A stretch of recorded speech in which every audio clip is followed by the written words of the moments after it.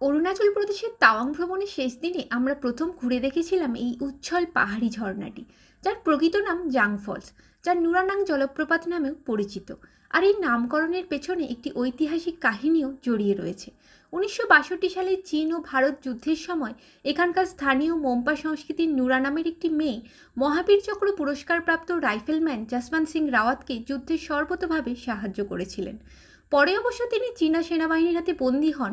তার সেই দেশের প্রতি মহান বলিদানকে স্মরণে রেখেই ওনার নামে এই জলপ্রপাতের নামকরণ করা হয়েছে পরবর্তীতে।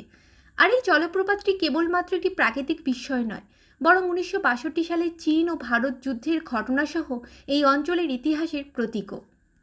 এবার আসি এই জাং ফলসের অপার প্রাকৃতিক সৌন্দর্যে। যখন প্রায় 100 মিটার উঁচু থেকে জল নিচে এসে পড়ে, তখন সেই ঝর্ণার জলের তীব্র শক্তি এবং সৌন্দর্য আমাদের বিস্মিত করে তোলে। এখানকার ঝর্ণার জলের শব্দ, কুয়াশা এবং চারপাশের সবুজ পরিবেশ আর নিচ দিয়ে কুলকুল শব্দে বয়ে চলা এক পাহাড়ি স্রোতস্বিনী এখানে এক মায়াবী জাদুকরী অভিজ্ঞতার সৃষ্টি করে।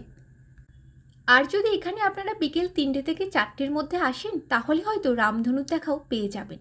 এই জলপ্রপাতের নিচে একটি ছোট জলবিদ্যুৎ কেন্দ্রও রয়েছে, যা স্থানীয়দের ব্যবহারের জন্য বিদ্যুৎ উৎপাদন করে। আর এই জলপ্রপাতটির অ্যাকচুয়াল লোকেশন তাওয়াং থেকে প্রায় 40 কিমি দক্ষিণ পূর্বে সেলা টানেলের উত্তরে তাওয়াং এবং বোমডিলার মধ্যে অবস্থিত। পরিশেষে বলবো, তাওয়াং ভ্রমণে যারাই আসবেন, জাং ফলস অবশ্যই ঘুরে দেখবেন। এটি প্রকৃতির একটি অনবদ্য সৃষ্টি।